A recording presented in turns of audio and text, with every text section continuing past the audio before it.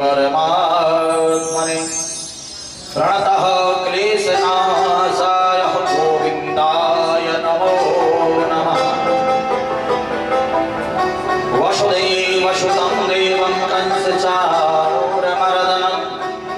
देवकी परमानन्दं श्रीकृष्णं वन्दे जगद्गुरुं। श्रीकृष्णं वन्दे जगद्गुरुं। अनंत कोटि ब्रह्मांड नायक सर्वेश्वर सर्वाधिपति कुंज निकुंजेश्वर राधारमण बाधाहरण चिदाधार केवलाधार निराकार निर्विकार निर्विकल्प निरीह अकारण करुणा वरुणालय भक्तवांछा कल्पतरो तड़िद्युत विनिंदित सुभग पीतांबरधारी समरम कृत भगवान श्री कृष्णचंद्र जी का दिव्याति दिव्य वांगमय वपु श्रीमद् भागवत महापुराण। श्रीमद् भागवत महापुराण जिसका पठन पाठन दर्शन श्रवण मनन निधिध्यासन समस्त जीव राशियों के कल्प कल्पांतरीय जन्म जन्मांतरीय कोटि कोटि कल्मषों का विध्वंसक है। सदा शिव्यो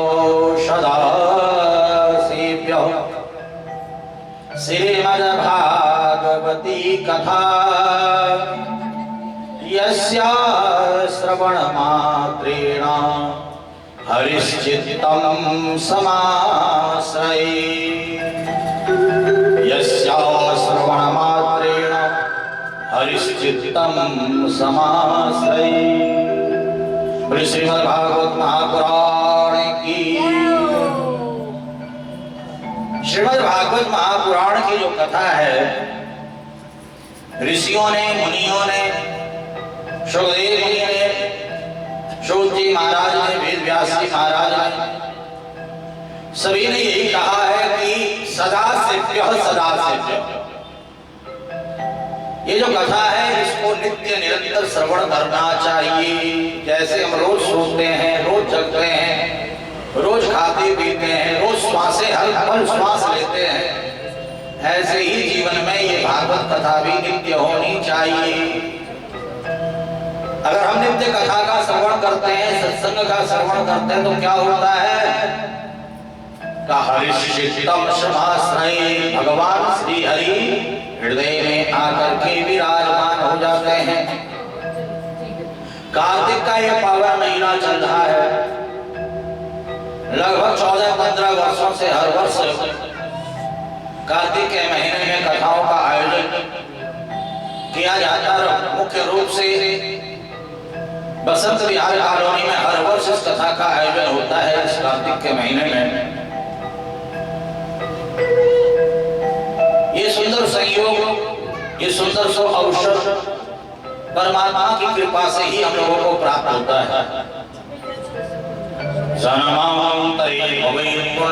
श्रीमद्भागवतम लभे।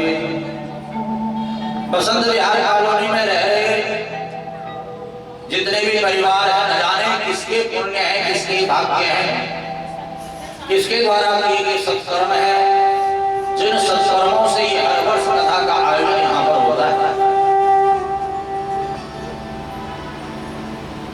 कल हम लोगों ने ध्रुव जी का पावन चरित्र श्रवण किया। लोग कहते हैं कि भजन बुढ़ापे में किया जाता है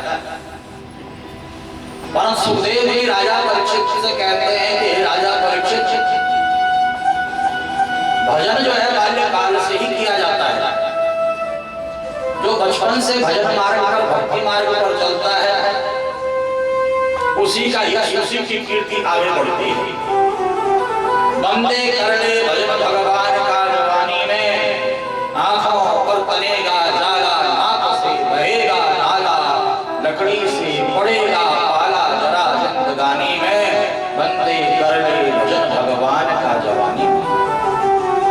तब क्या करेगा जब सत्य ना रहेगी देह तुम्हारी राम नाम लेने की बंदगानी में। खड़े खड़े वस्त्रों में करोगे मलमूत्र त्याग और पड़े पड़े थूकते रहोगे भीखदानी में। बंदे कर ले भजन भगवान का जाजन। जब तक शरीर में सामर्थ्य है तब तक कथा सुन लो कथा करवा लो मंदिर में चले जाओ, तीर्थों में चले जाओ, गुरु दरबार में चले जाओ, सत्संग में चले जाओ, सामर्थ्य समाप्त होते ही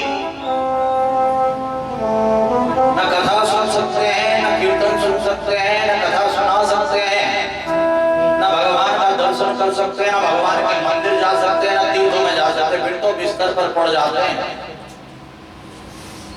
और शास्त्र कहता है कि जो बाल्यकाल से भगवान की सेवा करता है, बुढ़ापे में उसकी सेवा करने के लिए भगवान किसी न किसी रूप में अवश्य आते हैं। चाहे वे बेटा बन करके आए, चाहे बहू बन करके आए, चाहे नाती पोता बन करके आए, चाहे नौकर बन करके आए, चाहे रिश्तेदार बन करके आए, चाहे पड़ोसी के रूप में आए, भगवान किसी न किसी रूप में उसकी सेवा अवश्य करते हैं।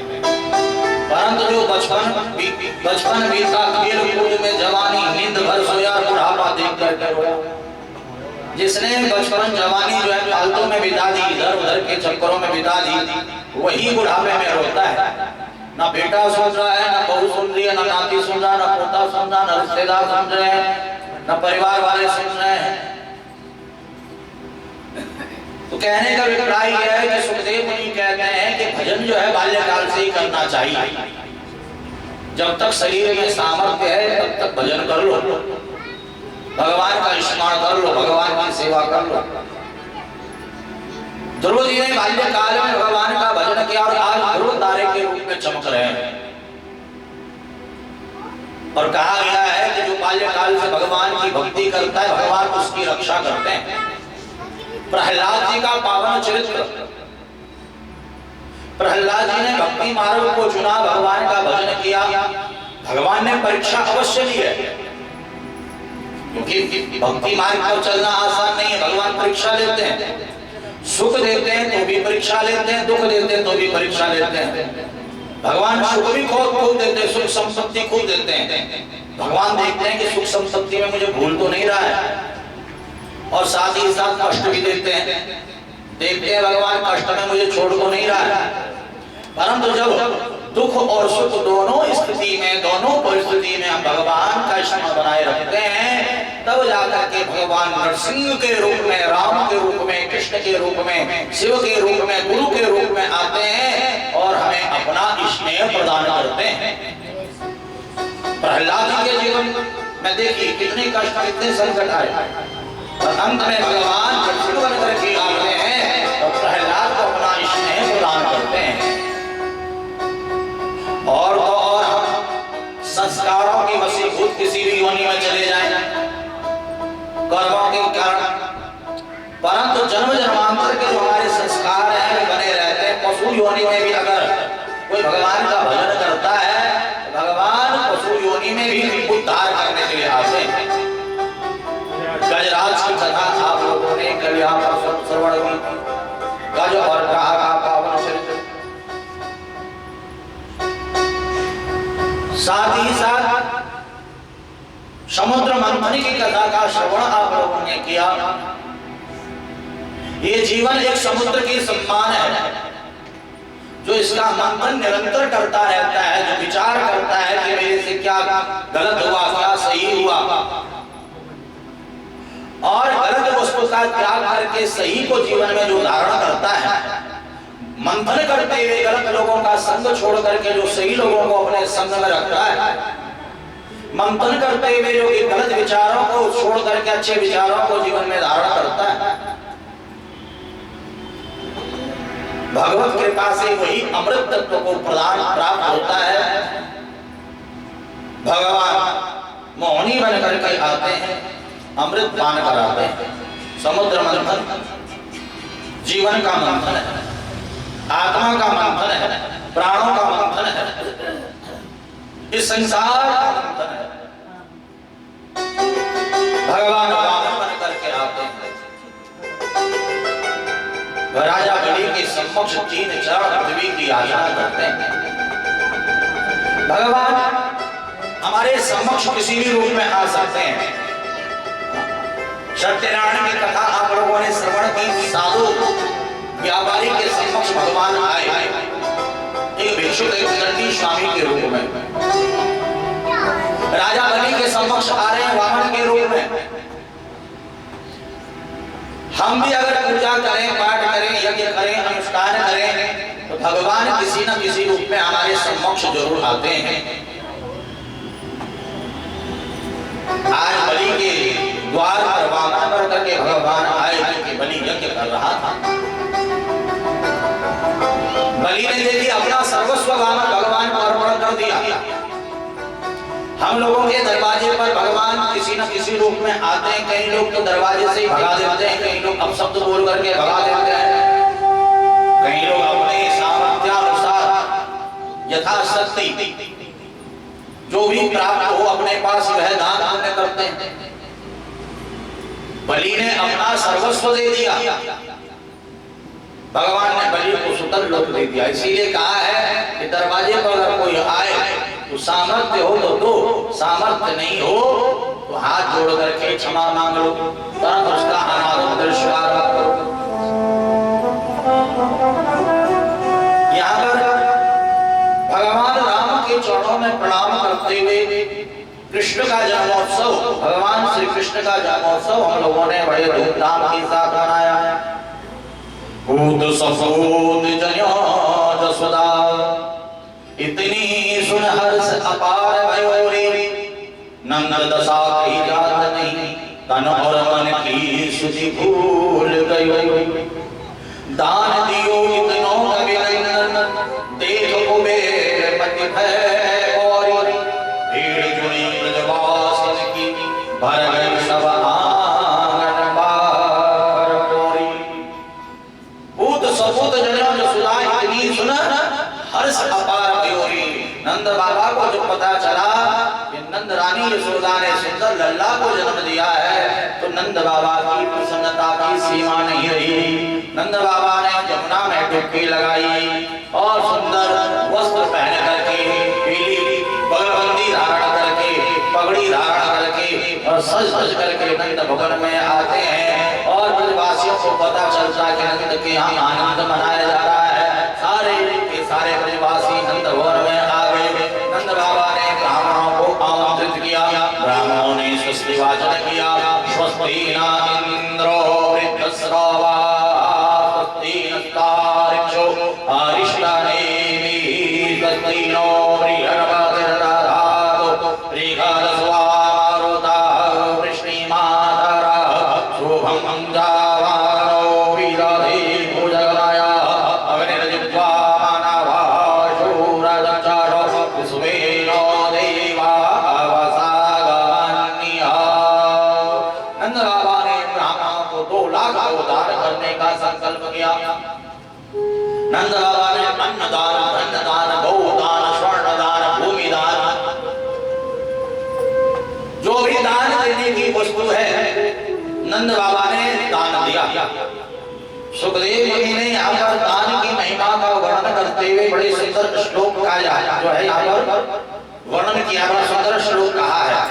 सुखदेव मुनि कहते हैं कि कालेन स्नान शौचाभ्याम संस्कारे तपसि क्रिया, शुद्ध्यन्ति दानेन संतुष्ट्या, द्रव्याणां मानविद्या। जैसे समय बीतने पर अशुद्ध भूमि शुद्ध हो जाती है, स्नान करने से शरीर शुद्ध हो जाता है, वस्त्रों को धोने से वस्त्र शुद्ध हो जाते हैं, मन में संतोष आ गया तो मन शुद्ध हो जाता है। जब तक मन में संतोष नहीं है तब तक मन अशुद्ध है। मन में संतोष आएगा तो ही मन शुद्ध माना जाता है। ठीक इसी प्रकार से आत्मा की शुद्धि की बात कही गई है। जब हम शास्त्रों का स्वाध्याय करते हैं, शास्त्रों का श्रवण मनन चिंतन करते हैं, तब जाकर के आत्मा शुद्ध होती है। ठीक इसी प्रकार से धन की शुद्धि की बात बताई गई है। दान पुण्य करने से, सत्कर्म करने से धन शुद्ध होता है। जो हमारे द्वारा समय समय पर कीर्तन होते हैं, भजन होते हैं, कथाओं का आयोजन होता है, जो हमारे द्वारा हमारा जो है भंडारे होते हैं, जो हमारे द्वारा गरीब कन्याओं का जो है विवाह कराया जाता है, जो गरीबों को भोजन कराया जाता है, असहाय की सहायता कराई जाती है, हमारे द्वारा जो भी अच्छे काम होते हैं, और और इन अच्छे कार्यों में धन खर्च होता है। तो ये जब हम अच्छे अच्छे कार्यों में धन को खर्च करते हैं तो हमारा घर में जो धन है वो शुद्ध हो जाता है। कहते हैं जैसा खाओ अन्न वैसा बने मन। घर में अगर दूषित अन्न है, दूषित धन है तो मन भी दूषित होगा, शरीर में भी दुख होगा, बीमारियां होंगी, कष्ट होंगे, रोग होंगे, अशांति होगी। अब हमें नहीं पता कि हमारे घर में शुद्ध धन है क्या शुद्ध है, तो उसके लिए ही यहाँ पर शास्त्रों में सत्कर्म करने की बात कही गई है, अच्छा कर्म करने की बात कही गई है। अच्छे कर्म में जो धन खर्च होता है उसी से हमारा धन शुद्ध होता है, हमारा अन्न शुद्ध होता है। तो महाराज कई लोग कहते हैं कि दान देने से क्या होता है, दान न देने से क्या होता है। तो दो श्लोकों में सुखदेव मुनि ने यहाँ पर वर्णन किया है कि आदत्त दानो भवेत् दरिद्रो दरिद्र भावात् करोति पाप प्रभावान् नरकं प्रयाति पुनर्दरिद्रः पुनरेव पापी। सत्पात्र दानात् भवेत् धनाढ्यो धनाढ्य भावात् करोति पुण्यं पुण्य प्रभावात् दिव्यं प्रयाति पुनर्धनाढ्यः पुनरेव दाता। पहले श्लोक में कहा गया है कि जो समर्थवान होते हैं और समर्थवान होकर के भी जो सत्कर्म नहीं करते, पुण्य कर्म नहीं करते हैं, दान पुण्य नहीं करते, उनका धन दुख बीमारी इत्यादि गलत आदतों में, गलत व्यसनों में खर्च हो जाता है और वे गलत मार्ग पर चलते हैं, नरक यातनाएं दुख भोगते हैं, मरने के बाद भी नरक यातनाएं भूत प्रेत पिशाच इत्यादि योनियों में भटकते हैं। आत्मा भटकती, आत्माओं का चक्कर अगर देखना है तो मेहंदीपुर बालाजी जाइए, वहां पर देखिए कैसे आत्माओं का चक्कर है। कोई गया है मेहंदीपुर बालाजी, देखा है वहां पर? हाँ, ये आत्माएं भटकती है मरने के बाद। किसकी आत्माएं भटकती हैं? का जिसने समर्थवान होते हुए भी दान पुण्य सत्कर्म नहीं किया, अच्छे कार्य नहीं किए, उनकी आत्माएं भटकती हैं। और जो दान पुण्य करता है उसका क्या होता है? सत्पात्र दानात् भवेत् धनाढ्यो धनाढ्य भावात् करोति पुण्यं पुण्यं प्रभावात् दिव्यं प्रयाति पुनर्धनाढ्यो पुनरेव दाता। का जो दान पुण्य करता है, पूजा पाठ करता है, कथा कीर्तन करता है, जो तीर्थों में भ्रमण करता है, जो भागवत कथा, राम कथा, शिव कथा, देवी भागवत ऐसे पुराणों का जो आयोजन कराता है वह धनाढ्य होता है, स्वर्ग के सुखों को भोगता है और पुनः धनाढ्य के यहाँ पर जन्म लेता है। ऐसे दान पुण्य करते हुए भगवत धाम को पहुंच जाता है, उसकी आत्मा नहीं भटकती है, तो मोक्ष तत्व को प्राप्त हो जाता है, परम तत्व को प्राप्त हो जाता है। आपने देखा होगा कि एक ही दिन में, एक ही मुहूर्त में, एक ही नक्षत्र में, एक ही जगह पर कई सारे बच्चे जन्म लेते हैं, पर एक गरीब के यहाँ जन्म ले रहा है, एक अमीर के यहाँ, एक दुखी के यहाँ, एक सुखी के यहाँ। एक दुखी बन करके जन्म ले रहा है, सुखी बन करके जन्म ले रहा है। जिसने पूर्व जन्म में दान पुण्य नहीं किया वह दुखी, और जिसने पूर्व जन्म में अच्छे अच्छे कर्म किया वह सुखी। जिसने दान पुण्य नहीं किया वह गरीब, जिसने पूर्व जन्म में दान पुण्य किया अमीर के घर जन्म ले रहा है। ये सब सब सब सब कर्मों का भोग है। इस जन्म में, अगले जन्म में, अगले जन्म में, जन्म जन्मांतर अवश्य हमारे द्वारा किए गए शुभ एवं अशुभ कर्म हमें अवश्य भोगने पड़ते हैं। ये हमारे साथ चलते रहते हैं, बीज की तरह हमारे कर्म पड़े रहते हैं, समय आने पर अंकुरित होते हैं। हमारे द्वारा किए गए कर्मों का फल हमें समय आने पर अवश्य भोगना पड़ता है। यतो दानम जायितं तद्द्रव्यं मलवत् स्मृतं। कहा गया है कि जो अन्न, जो धन दान पुण्य सत्कर्म में खर्च नहीं होता है वह मल के सदृश होता है। याचको नैवयाचन्ते बोधयन्ते गृहे गृहे दीयताम् दीयताम् इत्यम् आदुर्गतिरिति। इसलिए समर्थवान अगर हो, ठाकुर जी ने अगर आप लोगों को दिया है तो सब कर्म करो, अच्छे कर्म करो, अच्छे मार्ग पर चलो। समय समय पर ऐसे दिव्यातिथि यज्ञों का आयोजन कराओ, दिव्यातिथि कथाओं का आयोजन कराओ, कीर्तन कराओ, भजन कराओ, सत्यनारायण की कथा अपने घर पर कराओ, हवन कराओ, नवरात्रि में नव दुर्गा का पाठ कराओ, भगवान शिव का रुद्राभिषेक कराओ, यज्ञ हवन नित्य अपने घर पर करो, तभी जाकर के पुण्य बढ़ेगा, तभी जाकर के सत्कर्म बढ़ेगा। महाराज आज बहुत आवश्यकता है ऐसे लीला कथाओं की। बहुत आवश्यकता है। पहले समय पर गुरुकुल हुआ करते थे जहां पर वेद का ज्ञान, पुराणों का ज्ञान, शास्त्रों का ज्ञान दिया जाता था।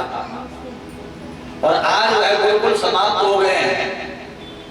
आज अंग्रेजी पढ़ाई जाती है, विज्ञान पढ़ाया जाता है, गणित पढ़ाया जाता है, पर शास्त्रों को नहीं पढ़ाया जाता, पुराणों को नहीं पढ़ाया जाता। एक 10वीं की कक्षा में प्राय यह उदाहरण दिया करता हूँ। 10वीं की कक्षा में एक शिक्षा अधिकारी पहुंच गया और कहा कि भाई देखो मैं कुछ पूछूं बच्चों से। कक्षा अध्यापक से कहा, कक्षा अध्यापक ने कहा बिल्कुल आप पूछिए, बच्चे आपको जवाब देंगे। कहा ठीक है बच्चों, ये बताओ सीता के स्वयंवर में राजा जनक का धनुष किसने तोड़ा? अब बच्चे एक दूसरे को देखने लगे। इतने में एक बच्चा खड़ा उठा, कहा मास्टर जी आज रामू स्कूल नहीं आया है, उसी ने धनुष तोड़ा होगा इसलिए स्कूल नहीं आया। अब सारे बच्चे हाँ पे हाँ मिलाने लगे कि बिल्कुल बिल्कुल। मास्टर से पूछा कक्षा अध्यापक से, ये बच्चे क्या कह रहे हैं? कहा साहब बिल्कुल सही कह रहे हैं, पीछे जितनी भी कुर्सी बेंच टूटी हुई है उसी ने तोड़ी है, धनुष भी उसी ने तोड़ा होगा। अब शिक्षा अधिकारी बड़े गुस्से में प्रिंसिपल के पास, प्रधानाध्यापक के पास पहुंच गए। प्रधानाध्यापक से कहा मैं 10वीं की कक्षा से आ रहा हूँ और मैंने पूछा कि सीता के स्वयंवर में राजा जनक का धनुष किसने तोड़ा? सब यही कह रहे हैं कि रामू ने तोड़ा है। अब आप बताओ किसने तोड़ा? कहा साहब किसने तोड़ा क्या तोड़ा बात यहीं पर खत्म कर दो, आप ये बताओ कि धनुष किसने का था? ले देकर के बात यहीं निपटा दो, आगे आप पहुंचाना। तो यही स्थिति आजकल के बच्चों की भी है, आजकल के अध्यापकों की भी है। क्योंकि कभी रामचरितमानस पढ़ा नहीं, कभी सुंदरकांड पढ़ा नहीं, कभी भागवत पढ़ी नहीं, कभी गीता पढ़ा नहीं, हनुमान चालीसा पढ़ी नहीं, शिव चालीसा पढ़ी नहीं, शिव पुराण पढ़ा नहीं, पुराणों का वेदों का स्वाध्याय अध्ययन किया नहीं, गुरु की शरण में गए नहीं। तो कैसे पता होगा कि राम कौन है, कृष्ण कौन है, शिव कौन है, देवी कौन है, कैसे माता पिता की सेवा करनी है, कैसे सास ससुर की सेवा करनी है, कैसे संत ब्राह्मण भक्तों की सेवा करनी है, कैसे गौ सेवा करनी है, कैसे दान पुण्य करना है, कैसे संस्कार आएंगे। उन संस्कारों को बनाए रखने के लिए समय समय पर ऐसे भागवत कथा का आयोजन होना बहुत जरूरी है। अब आप कहोगे हम तो इतने सालों से करा रहे हैं, हमेशा कराते हैं। ध्यान देना, जिस प्रकार से मोबाइल की बैटरी डाउन हो जाती है उसको चार्ज करना पड़ता है कि नहीं करना पड़ता है? चार्ज नहीं करोगे तो मोबाइल बंद हो जाएगा, काम नहीं करेगा। ऐसे ही हमारी आध्यात्मिक ऊर्जा है, वो धीरे धीरे जो ऊर्जा हमने ग्रहण की थी वह समाप्त होने लग जाती है। उसको ऊर्जा को फिर से बनाए रखने के लिए फिर से जो है करंट देना पड़ता है, आध्यात्मिक रूपी करंट, कथा रूपी करंट देना पड़ता है। तो समय समय पर ये जैसे भूख लगती, हमने भोजन कर लिया, फिर भूख लगेगी कि नहीं लगेगी बताओ जरा? प्यास लगी थी, पानी पिया, फिर प्यास लगेगी कि नहीं लगेगी? तो ऐसे ही आध्यात्मिक ऊर्जा है, एक बार प्राप्त हो जाती है फिर धीरे धीरे समाप्त होने लग जाती है। फिर उसको बनाए रखने के लिए फिर ये जो करंट देना पड़ता है, कि भोजन देना पड़ता है, आहार देना पड़ता है, कथा रूपी आहार, अमृत है, अमृत द्रव संयुतम निगम कल्प तरोर गलितम फलम सुख मुखार्पित द्रव संयुतम निगत भागवतम रसमालयम घोरो रसिका हुए भाव का ये अमृत बार बार पिलाना पड़ता है। तो यहाँ पर इस भागवतामृत का आप पान कर रहे हो, इस अमृत से हमारा तन भी पवित्र होता है, मन भी पवित्र होता है, धन भी पवित्र होता है। सुखदेव मुनि कहते हैं कि नंद बाबा ने अपने खजाने खोल दिए। अब महाराज जब नंद भवन में ब्रजवासी आने लगे तो ढोल नगाड़े बजने लगे। नंद द्वारे नगारे घुरे तिनकी धुनि सोती हो लोग जाए, और देवन ने तब जान लई ब्रह्म ही भूतल में प्रकट आए, और बैठे विमान चले ब्रज को कवि नंदन आनंद में हुलसाए, और पुष्प बिखेरत अंबर सो मन मोद भरे सुर गोकुल आए। जब नंद भवन में महाराज वेदों की जो स्तुति होने लगी, वेद मंत्रों का पाठ होने लग गया, ढोल नगाड़े बजने लग गए, तो देवताओं तक ये बात पहुंच गई कि नंद भवन में पर ब्रह्म का प्राकट्य हो गया है और देवता भी भेष बदल बदल करके नंद भवन में आने लगे। नंद बाबा से बधाई तो ले रहे हैं ब्रजवासी, मैया यशोदा के पास भी जाते हैं कि मैया बधाई हो, टीका भी लूंगी, झूमर भी लूंगी, कुंडल की देव देव साई, यशोदा मैया दे दो बधाई। और आज नंद भवन में खूब आनंद मनाया जा रहा है। ब्रजवासी मैया यशोदा के पास आ रहे, आइए अपने आप को नंद भवन में ले चलते हुए मैया यशोदा से बधाई देते हुए किस प्रकार से आनंद नंद भवन में है, वैसे ही आनंद यहाँ पर भी। बोले नंद के आनंद की दे दो बधाई, हमें दे दो बधाई, हमें दो बधाई, हमें दे दो बधाई।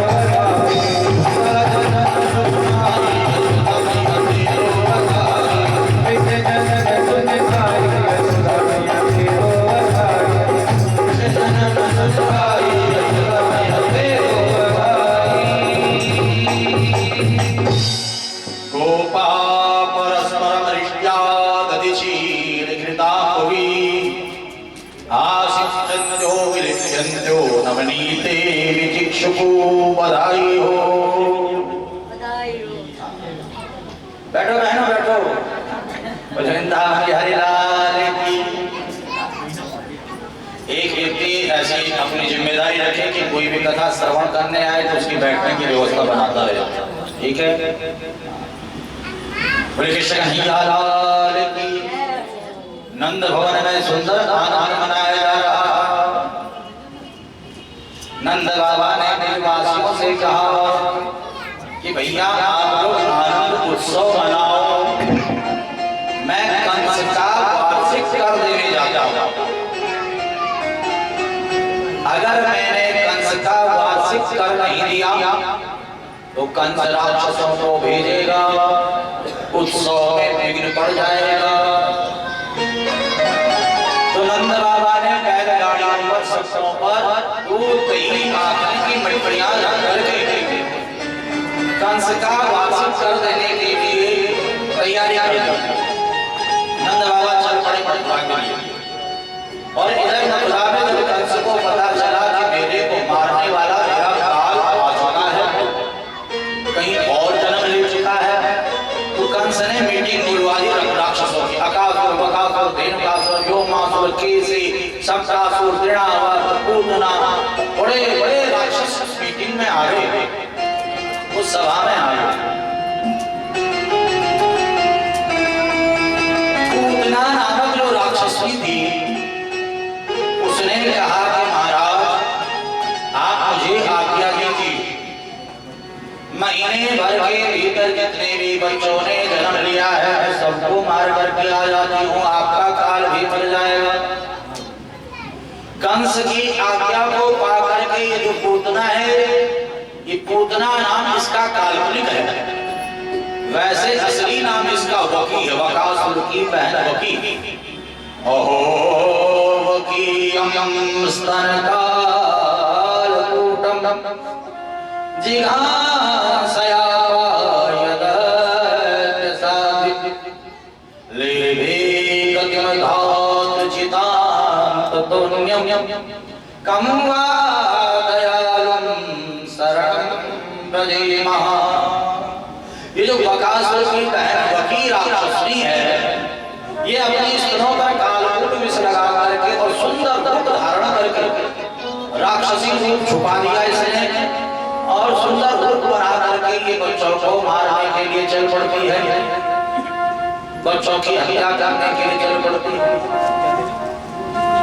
भगवान की योग माया ने सोचा कि ये निरपराध बालकों को मारेंगे, इसे तो कन्हैया के पास ले जाना चाहिए, नंदलाला के पास ले जाना चाहिए। योग माया पूतना के हृदय में प्रविष्ट हो गई और पूतना सीधा नंद भवन के लिए चल पड़ी। और नंद भवन में आनंद उत्सव चल रहा था।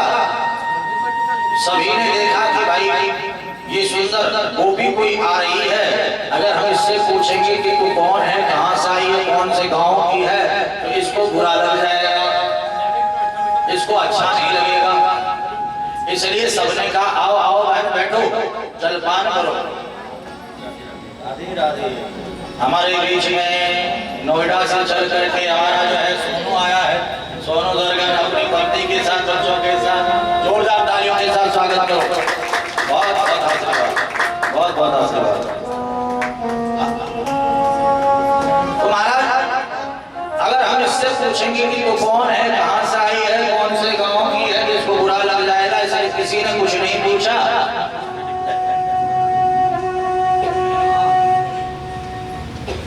तो किसी ने कुछ नहीं पूछा, बस जो है जलपान करा करके बैठने के लिए कहा। अब ये तो राक्षसी थी, भले रूप बदल करके आई हो, भेष बदल करके आई हो, बहना सा ब्यूटी पार्लर से होकर के आई हो, तो राक्षसी जो प्रवृत्ति थी, जिस काम से ये आई थी, जिस कार्य से आई थी, उस कार्य को करना इसका उद्देश्य था। बच्चों की हत्या करना, बालकों को मारना। इसने नंदरानी यशोदा से कहा, बहन यशोदा तुम्हारे यहाँ उत्सव चल रहा है, मैंने सुना है कि सुंदर बालक हुआ है, कहाँ है तुम्हारा लल्ला? मैया यशोदा ने कहा बहन भीतर पालने में है, अभी अभी सोया है। कहा देखो पहले मैं तुम्हारे लल्ला का दर्शन करके आता हूँ। नंदरानी यशोदा ने कहा देखो बहन उसको जगाना मत, कच्ची नींद में बच्चा जागेगा तो रोने लग जाएगा।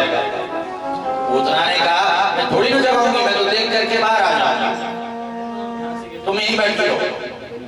और पूतना जो है जब भीतर चली गई जहां पर नंदलाला पालने में थे, तो नंदलाला सोए नहीं थे। नंदलाला ने पूतना को देखा, हो मौसी जी आ रही हैं, मथुरा से आई हैं, मामा जी ने भेजा है, मौसी जी हो गई हैं। तो मौसी जी को देखते ही नंदलाला ने अपने नेत्र बंद कर दिए। अब ये नेत्र बंद करने का बहुत सारा जो है यहाँ पर कारण बताया है। नंदलाला ने नेत्र बंद इसलिए किए कि दृष्टि अच्छी जगह डालना चाहिए, अच्छे लोगों को देखना चाहिए। ये पूतना कहीं से भी अच्छी नहीं है, निरपराध बालकों को मारने वाली हत्यारी राक्षसी है, इसलिए मैं इसे देखूंगा ही नहीं। नंदलाला ने अपने नेत्र बंद कर दिए। अथवा नंदलाला ने सोचा कि जो भी है जैसे भी है कार्य कर रही है मां का, पान कराने का, दूध पिलाने का, इसे तो माता के लोग भेजूंगा। सूर्य लोक और चंद्र लोक के दरवाजे खुले रहेंगे कि सूर्य लोक चंद्र लोक में चली जाएगी, क्योंकि मेरा एक नेत्र है सूर्य लोक तो दूसरा नेत्र है चंद्र लोक। मानो कन्हैया ने नंदलाला ने सूर्य लोक चंद्र लोक के दरवाजे बंद कर दिए और हृदय के दरवाजे खोल दिए, वैकुंठ के दरवाजे खोल दिए। अथवा नेत्र बंद करके भगवान शिव का ध्यान कर रहे हैं कि भोलेनाथ विष आपने पिया था जब समुद्र मंथन हुआ था, विष आप पी लेना, दूध न पी लूंगा। भगवान शिव का ध्यान कर रहे हैं। ध्याये नित्यम महेशम रजतगिरिनिभं चारुचन्द्रावतंसं रत्नाफलकोज्ज्वलांगं परसमजगवरा भीतिहस्तं प्रसन्नं तदमासीनं समस्तास्तुतमगणे व्याकृकीर्तिं वसान् विश्वाद्यं विश्ववन्द्यं निग्रहभयालं पंचवक्त्रं त्रिनेत्रं बोलो शंकर भगवान। मानो नंदलाला नेत्र बंद करके भगवान शिव का ध्यान कर रहे हैं। पूतना राक्षसनी आगे बढ़ी, नंदलाला को गोद में लिया, गोद में लेकर के विष युक्त पान कराने लगी। नंदलाला ने पहले तो विष का पान किया, फिर दूध का पान किया और अब प्राणों का जब पान करने लगे, पूतना को बहुत कष्ट होने लगा, बड़ी वेदना होने लगी। पूतना का जो असली का जो शरीर था वो शरीर प्रकट हो गया, विकराल काय रूप प्रकट हो गया और पूतना तोड़ तोड़ करके बाहर भागी। पूतना पूतना पूतना मानो छोड़ दो पूतना। यहाँ पर इसका नाम पूतना पड़ा, वैसे इसका नाम मुखी है। नंदलाला कहते हैं मौसी जी जिसे मैं एक बार पकड़ लेता हूं उसे आधे रास्ते में नहीं छोड़ता हूं, उसे तो सीधा वैकुंठ में ही ले जाकर के छोड़ता हूं। पूतना को इतना ज्यादा कष्ट हुआ, इतना ज्यादा पीड़ा हुई कि पूतना के नेत्र ही निकल गए, बाहर निकल गए नेत्र और धड़ाम से पृथ्वी पर गिर गई। बोले पूतना भगवान की। पूतना के गिरने से जो शब्द हुआ, जोर की आवाज जो आई, सारे ब्रजवासी घबरा गए। मैया यशोदा घबरा गई, रोने लगी, मेरा लल्ला कहाँ है, मेरा लल्ला कहाँ है। अरे मैया यशोदा देखो जैसे विशाल पर्वत पर नीलमणि चमकता है, पूतना के विशाल काय शरीर के ऊपर तुम्हारा नीलमणि जैसा लल्ला खेल रहा है। अरे कोई मेरे नीलमणि को उतार करके मुझे लाओ, क्योंकि पूतना का जो शरीर है 6 कोस का है, बहुत विकराल का शरीर है। सीढ़ियां लगाई गई, नंदलाला को उतार करके मैया यशोदा को दिया गया। मैया यशोदा सीधा लल्ला को लेकर के गौशाला में गई। और गौशाला में जाकर के लल्ला का पंचगव्य से स्नान कराया, पंचगव्य का पान कराया और गाय की पूंछ पकड़ करके नंदलाला को झाड़ा दिया। इंद्रियाणि ऋषिकेश प्राणानारायणोऽवतु श्वेतद्वीप प्रतिष्ठितं मनो योगेश्वरोऽवतु। मैया यशोदा भगवान के नामों का स्मरण करते हुए, नारायण के नामों का स्मरण करते हुए अपने लल्ला को झाड़ा देती है, अपना पैरवान कराती है। मैया को लगता है कि मेरा लल्ला बिल्कुल स्वस्थ है। जब भी आपको लगे कि आपके बच्चे को बुरी हवा लग गई, बुरी नजर लग गई, कहीं जाने की आवश्यकता नहीं है, सीधा गौ माता के पास जाओ। पंचगव्य कहते हैं गौ माता का जो है गोबर, गौ माता का गोमूत्र, दूध, दही और घी, ये पांचों चीजें गौ माता की, इन्हें मिलाया जाता है और अभिमंत्रित किया जाता है मंत्रों के द्वारा, विष्णु सहस्त्रनाम के पाठ के द्वारा, और अभिमंत्रित करके बच्चे को पिला दो, उसको स्नान करा दो और गाय का को पूंछ पकड़ करके बच्चे को जो है 7 बार झाड़ा दो भगवान नारायण का नाम लेकर के। चाहे कैसी भी बाधा हो, भूत बाधा, प्रेत बाधा, बुरी नजर, बुरी हवा, गौ माता की कृपा से सब भाग जाएगा, क्योंकि 33 कोटि देवी देवताओं का वास गौ माता के भीतर होता है। आज मैया यशोदा को लगा मेरा लल्ला स्वस्थ है, लल्ला को लेकर के गौशाला से बाहर आई तो देखा तो नंद बाबा जो कंस का वार्षिक कर देने के लिए गए थे वो भी लौट करके आ गए। नंद बाबा ने कहा भैया ये पूतना को किसने मारा? बाल बाल कहते बाबा तुम्हारे लल्ला ने मारा। ए दारी के मेरे नहीं छो, लल्ला है पूतना को कैसे मार सकते हैं? छोटा सा मेरा बालक है। ये पूतना को तो हनुमान जी ने मारा है। मेरे पवन सुत हनुमान की। बाबा कैसे? कहा मैं जब कंस का कार्य देने के लिए मथुरा गया तो मथुरा में वसुदेव जी मुझे मिल गए। वसुदेव ने कहा अरे नंद तुम यहाँ क्या कर रहे हो? गोकुल में तो उत्पात होने वाला, तुम गोकुल जाओ। तो मैं वहीं से हनुमान चालीसा का पाठ करते हुए आ रहा हूँ और हनुमान चालीसा में लिखा हुआ है कि भूत प्रेत निकट नहीं आवे, महावीर जब नाम सुनावे, नासे रोग हरे सब पीड़ा, जपत निरंतर हनुमत पीरा, संकट ते हनुमान छुड़ावे। भूत बाधा, प्रेत बाधा, बुरी नजर, बुरी हवा, हनुमान चालीसा का पाठ अगर आप रोज अपने घर पर कर रहे हो तो आपके घर में कोई भी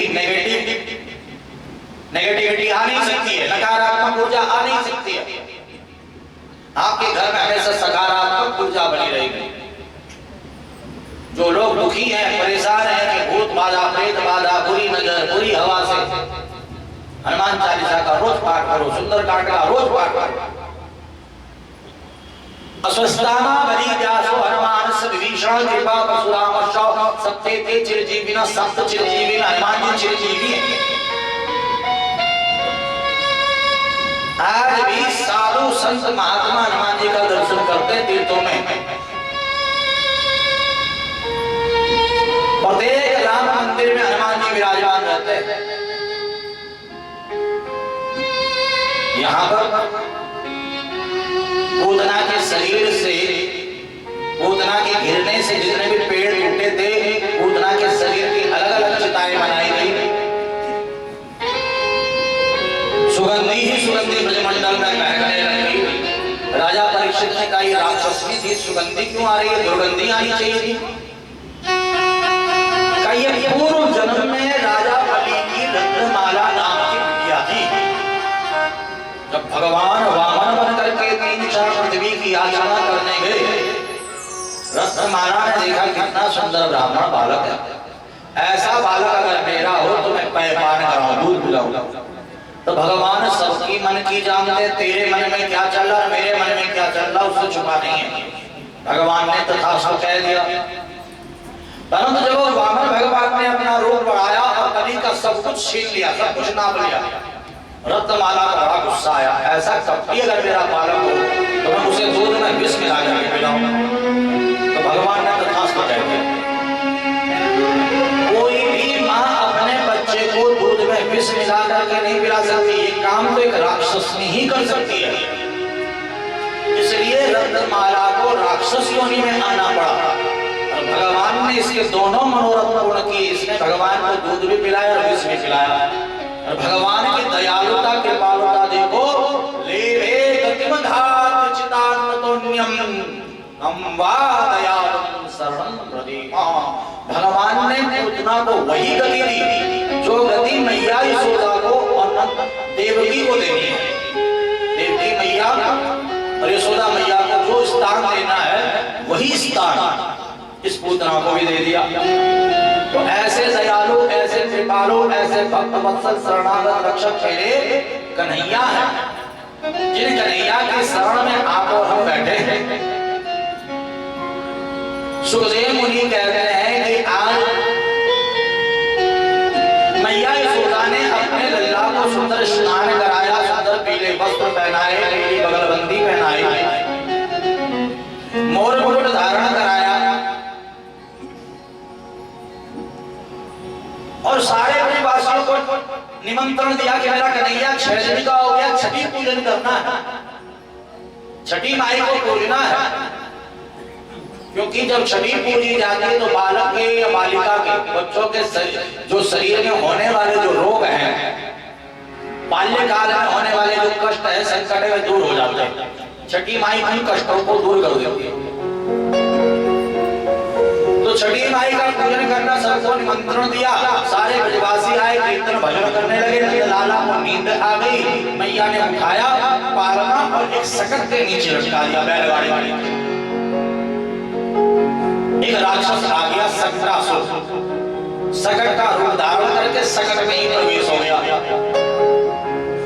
कन्हैया को मारने के लिए उस सकट को जब दबाने लगा तो कन्हैया ने अपना पैर का अंगूठा सकट पे मारा और सकट पलट गया और सकटासुर का प्राण हो गया। बोले सकटासुर मर्दन भगवान की।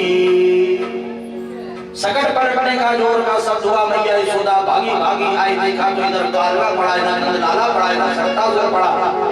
मैया यशोदा नंदलाला को लेकर के भीतर गई, सुंदर स्नान करा करके दोबारा से पंचकृत्य से स्नान कराया। महाराज सुंदर जो है गाय की पूंछ का झाड़ा दिया, दूध पिलाया और महाराज सुंदर श्रृंगार किया। सारे ब्रजवासी नाचने लगे, गाने लगे, झूमने लगे, सारे के सारे उत्सव मनाने लगे।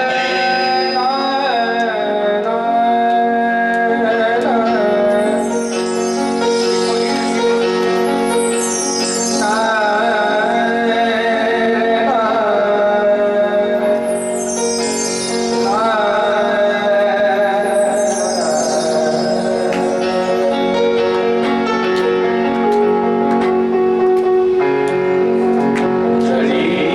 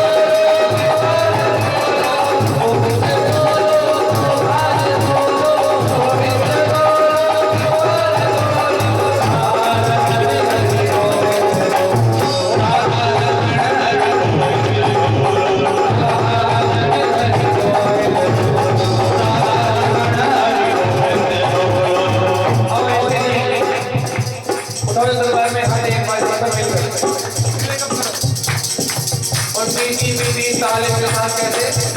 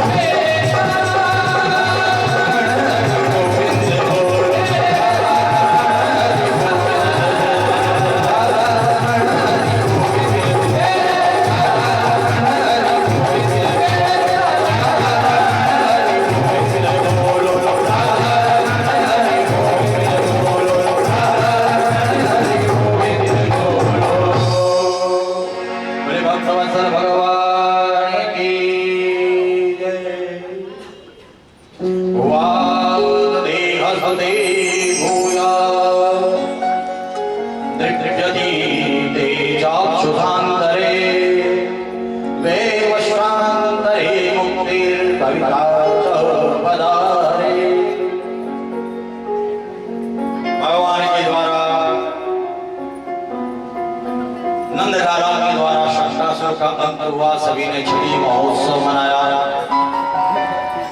ये सप्तासुर पूर्व जन्म में कौन था? का पूर्व जन्म में हिरण्याक्ष का पुत्र उत्कल नामक दैत्य था। महर्षि लोमस ऋषि के आश्रम में आकर के वहां के वृक्षों को उजाड़ रहा था, वृक्षों को चूर चूर कर रहा था।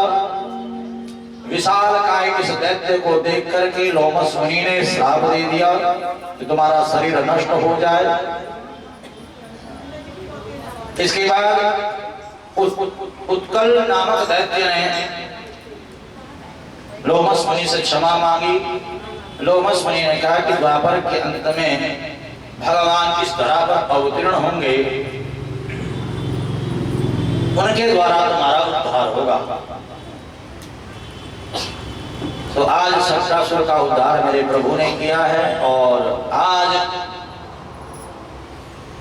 जब छठी महोत्सव संपन्न हुआ, नंदलाला रोए जा रहे थे तो मैया अपना पेयपान कराने लग गई, दूध पिलाने लग गई। नंदलाला दूध पिए जा रहे थे, पिए जा रहे थे, पिए जा रहे थे। मैया को लगा कि इतना ज्यादा दूध पी रहा है, कहीं अपच ना हो जाए, पेट खराब ना हो जाए, बीमार ना हो जाए। तो मैया पैरों के नीचे उंगली घुमा करके गुलगुली करने लगी। नंदलाला खिल खिल खिल हंसने लगे, गुलगुली बंद की, फिर दूध पीने लगे। फिर मैया ऐसी बार बार करके, अब की बार कन्हैया इतना जोर से हंसे कि मैया यशोदा को संपूर्ण ब्रह्मांड दर्शन नंदलाला के मुख में हो गया। मानो नंदलाला कहना चाहते कि मैया ये दूध मैं अकेले नहीं पी रहा हूँ, मेरे पेट में एक नहीं अनेकों अनेक ब्रह्मांड हैं। जब मैं ये दूध पीऊंगा तभी सब तक पहुंचाऊंगा। योग माया बीच में आई, वे दृश्य दृश्य हो गया। नंद लाला फिर दूध पीने लगे। वहीं पर एक राक्षस आया आंधी के रूप में, तृणावर्त। नंद लाला ने सोचा कि मैया की गोदी में अगर बैठा रहा तो ये मैया को भी उड़ा करके ले जाएगा, इसलिए नंद लाला ने अपना वजन बढ़ा दिया। मैया ने नंद लाला को नीचे रखा, घर के कामों में लग गई। तृणावर्त आया आंधी के रूप में, नंद लाला को उठा करके कंधे पर रखा, सीधा आकाश को चल पड़ा। नंद लाला ने इतना ज्यादा वजन बढ़ाया कि तृणावर्त सीधा नंद आंगन में जाकर के गिरा और एक पत्थर से टकराया और तृणावर्त का गोविंदाय नमो नमः हो गया। बोले तृणावर्त मर्दन भगवान की। मैया यशोदा नंद बाबा भागे भागे आए, नंद लाला को गोद में लिया, भीतर लेकर के आए। समय बीतता गया। सुखदेव मुनि कहते हैं कि आज गर्गाचार्य नंद भवन में आए। गर्गा पुरोहितो राजन यदूनां सुमहत्तपः ब्रजं जगानन्दस्य वासुदेव प्रचोदितः। गर्गाचार्य जी का खूब स्वागत सत्कार नंद बाबा ने किया। हमारे घर पर कोई संत आए, कोई ब्राह्मण आए, कोई भक्त आए, उसका स्वागत सत्कार हमें करना चाहिए। ये हमारी परंपरा है, ये हमारी सभ्यता है, हमारी संस्कृति, हमारे संस्कार है। नंद बाबा ने भी गर्गाचार्य का स्वागत सत्कार किया। गर्गाचार्य ने कहा कि नंद तुम्हारे आंगन में एक नहीं दो दो बालक हैं, एक नंद रानी यशोदा का तो एक देवी रोहिणी का। दोनों बालकों का क्या क्या नाम रखा? नंद बाबा कहते हैं कि नामकरण अभी हमने किया नहीं, अब आप आ गए हो, आप ही नामकरण कर लो। तो गर्गाचार्य जी ने कहा कि अगर मैंने तुम्हारे बालकों का नामकरण कर लिया तो कंस सोचेगा कि ये दोनों बालक देवकी वसुदेव के हैं, क्योंकि मैं ब्राह्मण यदुवंशियों का हूं, कृष्णवंशी हो। नंद बाबा ने कानों कान किसी को खबर होने नहीं देंगे कि आपने नामकरण किया है। गौशाला में चलिए। गौशाला में जाकर के चुपके से गर्गाचार्य ने दोनों बालकों का नामकरण किया। देवी रोहिणी के बालक का नाम बलराम रखा और नंद रानी यशोदा के बालक का नाम कृष्ण रखा। बोले कृष्ण कन्हैया लाल की। मैया यशोदा कहती है पंडित जी आपने नाम तो कृष्ण रख दिया, पर ये कृष्ण का मतलब क्या होता है? गर्गाचार्य जी कहते हैं कृष्ण का मतलब होता है आकर्षित कृष्ण, जो अपनी ओर आकर्षित करे। जो एक बार इसका दर्शन करेगा उसका मन करेगा कि मैं बार बार इसका दर्शन करूं। जो एक बार इसकी लीला कथाओं का श्रवण करेगा उसका मन करेगा मैं बार बार इसकी लीला कथाओं को सुनूं। जो एक बार इसके धाम वृंदावन आएगा, एक बार आ जाएगा, उसका मन करेगा मैं बार बार जाऊं। ये अपनी ओर आकर्षित करेगा, इसलिए इसका नाम कृष्ण है। मैया कहती है मैं तो कन्वा कहूंगी। गर्गाचार्य ने कहा मैंने कृष्ण कहा, मैया तुमने कन्वा कहा। कोई इसे चीड़ चोर कहेगा, कोई माखन चोर कहेगा, कोई चित्त चोर कहेगा, कोई रण चोर कहेगा, कोई मोर बिहारी, कोई रमण बिहारी, कोई राधा रसिक बिहारी, कोई बांके बिहारी। जैसे जैसे ये लीलाएं करता रहेगा वैसे वैसे इसके नाम भी पढ़ते रहेंगे। गर्गाचार्य जी नामकरण संस्कार करके चले गए। समय बीतता गया। धीरे धीरे धीरे धीरे धीरे धीरे धीरे धीरे कृष्ण बलराम बड़े होने लगे, घुटनों के बल चलने लगे, अपने पैरों पर चलते हुए नंद भवन से बाहर जाने लगे। कृष्ण बलराम ने एक मंडली भी बनाई, बाल गोपाल चोर विद्या प्रचार मंडली। इस मंडली के द्वारा घरों घरों में जाकर के माखन चुराया है। अब आप कहोगे कन्हैया ने माखन चुराया। देखिए कन्हैया के घर पर 9 लाख गैया हैं, दूध दही माखन की कमी नहीं है, फिर भी माखन चोरी करते हैं। क्यों चुराया? क्योंकि ब्रजवासी दूध दही माखन मथुरा बेच करके आते हैं। मथुरा में राक्षस रहते हैं, दूध दही माखन खा करके पहलवान हो रहे हैं। इन राक्षसों का संहार करना है तो सबसे पहले इनका बल खत्म करना होगा, और बल खत्म कब होगा? जब दूध दही माखन इनको नहीं मिलेगा। तो राक्षसों के संहार के लिए भगवान की पहली योजना थी दूध दही माखन मथुरा न पहुंच पाए। और सीधे सीधे मैया बाबा को कहेंगे दूध दही माखन मत बेचो तो मान जाएंगे मैया बाबा? नहीं मानेंगे। और बच्चे छीना झपटी कर नहीं सकते हैं, तो एक ही उपाय है चोरी का। और जो काम समाज के लिए किया जाता, राष्ट्र के लिए किया जाता, देश के लिए किया जाता, दूसरे की रक्षा सुरक्षा के लिए किया जाता, वो गलत होते हुए भी गलत नहीं होता है। ये माखन चोरी कन्हैया ने अपने लिए नहीं किया है, ब्रजवासियों की रक्षा के लिए किया। गोपिकाएं शिकायत भी लगाती है मैया यशोदा के पास। मैया यशोदा कहती है कि रंगे हाथों पकड़ करके लाओ तो मैं मानू। और कोई भी कृष्ण बलराम को, ब्रजवासियों बालकों को कोई भी रंगे हाथों पकड़ नहीं पाता है। और आज कन्हैया की शिकायत लेकर के दाऊ भैया बलराम जी आगे, हे मैया तेरा लल्ला माखन तो चुराता ही, आज माटी भी खाली है। मैया कहती हम कहां पड़ेगा? देखो वहां जमुना के किनारे माटी खा रहा। मैया भागी भागी आए, क्यों लल्ला तूने माटी खाई है क्या?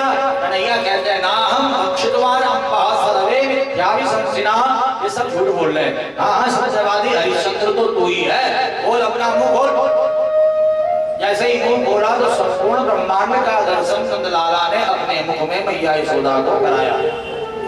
मानो कन्हैया कहना चाहते हैं कि ब्रज की रज है, ये माटी नहीं है। इस रज को जो पा लेता है वह मुक्त हो जाता है।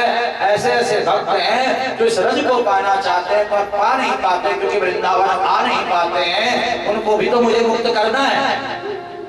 तो मेरे पेट में एक नहीं अनेकों ब्रह्मांड है, उन ब्रह्मांडों में अनेकों भक्त हैं। इस रज को मैं अपने आप ही उन भक्तों तक पहुंचा रहा हूं ताकि सब मुक्त हो जाए। बोले भक्त वत्सल भगवान की। इसीलिए संत कहते हैं कि वृंदावन की कैल में मुक्ति पड़ी विलकाय, मुक्ति कहे गोपाल सो मेरी मुक्ति बताए। कन्हैया कहते हैं पड़ी रही हम कैल में, साधु संत कट जाए, उड़ रज मस्तक पड़े तो मुक्ति मुक्त है जाए।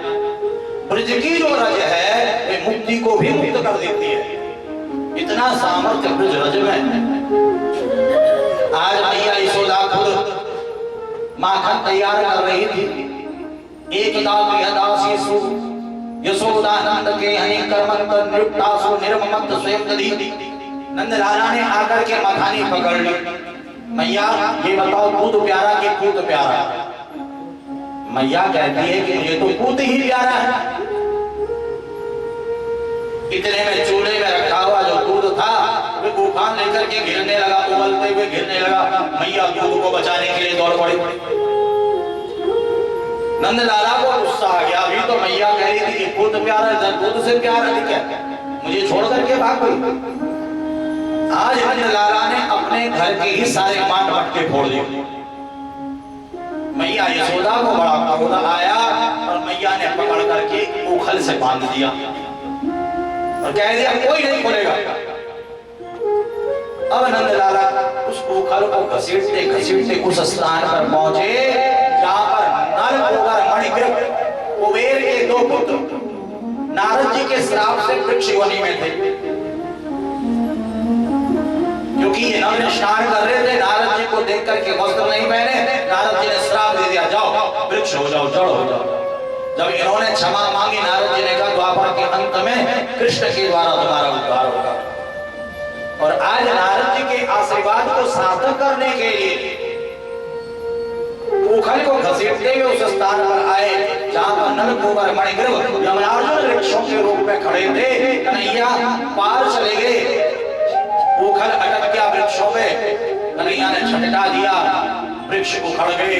दिव्य दो पुरुष प्रकट हो गए, भगवान का ही रूप पा करके भगवान के लोक चले गए। बोले भक्त वत्सल भगवान की। मैया यशोदा ने वृक्ष गिरने का शब्द सुना, भागी भागी आई, कन्हैया को उखल से खोल दिया, भीतर लेकर के आई तो इतने में एक फल बेचने वाली आ गई। कोई फल ले लो, फल ले लो। नंदलाला अपनी अंगुलियों में धान रख करके, जो भी धान था घर में, जो भी हाथ में आया लेकर के उसकी पोखरी में डाल दिया, का फल दे दो। अब वो पहले तो अंगूर रखी, फिर आम रखी, फिर केला रखी, वो अंजुली में ही समाता चले गया पूरी की पूरी टोकरी। उस फल बेचने वाली को भी बड़ा आश्चर्य हुआ, छोटी सी मंजूरी में सब समा गया। वो इस आश्चर्य को देख करके टोकरी को ढक करके जैसे अपने घर आई और उसने जैसे चादर हटाई तो टोकरी में हीरे जवाहरात भरे पड़े। बोले भक्तवत्सल भगवान की, वो समझ गई कि नंद लाला कोई साधारण बालक नहीं है, साक्षात ईश्वर है जिसने आज मेरे ऊपर अनुग्रह किया है, कृपा की है। आज वो कृष्ण दीवानी हो गई। उस हीरे जवाहरात से कृष्ण का जो है सुंदर भजन कीर्तन का आयोजन कराने लगी, भंडारों का आयोजन कराने लगी, सुंदर सुंदर कार्य करने लगी। आज नंदलाला ने देखा, कन्हैया ने देखा, सब तैयारियां कर रहे हैं। कहां जाने की तैयारी कर रहे हो बाबा? हम वृंदावन चले गए। वृंदावन का नाम सुनते ही कन्हैया बड़े प्रसन्न हुए, बहुत खुश हुए। वृंदावन, वृंदा कहते तुलसी को, वृंदाया तुलस्यावन वृंदावन। और बिना तुलसी के मेरे प्रभु कुछ भी ग्रहण नहीं करते हैं, तुलसी से बड़ा प्रेम करते हैं। आज वृंदा नाम सुनते ही कृष्ण बड़े खुश हुए और सब ब्रजवासी जब वृंदावन में पहुंचे तो कन्हैया सबसे पहले वत्स पाल बछड़ों को चराने के लिए वत्सासुर नामक दैत्य का संहार करते हुए वकासुर का संहार किया और अघासुर का संहार किया। बाल लीलाओं में भगवान के द्वारा इन राक्षसों का संहार किया गया। और आज कन्हैया ने देखा कि जमुना के भीतर कालिया नाग रहता है। जिस कालिया नाग ने जमुना जी को दूषित कर रखा है, गौ माता या कोई भी पशु पक्षी इस जल को पीता तो मर जाता है। तो जमुना को पवित्र करने का संकल्प मेरे प्रभु ने किया। विलोक्य दूषिताम कृष्णाम कृष्णा कृष्णाय नाम विभूत स्लव विशुद्ध मन विच्छन शर्पम तमद्भव। कंदुक लीला का भी बड़ा सुंदर प्रसंग आता है। जैसे गेंद खेलने लगे, गेंद को जैसे कन्हैया ने जोर से मारा, गेंद जमुना हिंद में गिर गई, काली देह में चली गई।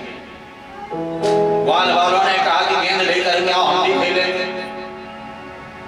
कन्हैया ने छलांग लगाई, सीधा काली देह में पहुंच गए। कूदे जमुना में कन्हैया लेके मुरली, कूदे जमुना में कन्हैया लेके मुरली, कूदे जमुना में कन्हैया लेके मुरली, लेके मुरली कान्हा लेके मुरली, कूदे जमुना में कन्हैया लेके मुरली, कूदे जमुना में कन्हैया लेके मुरली।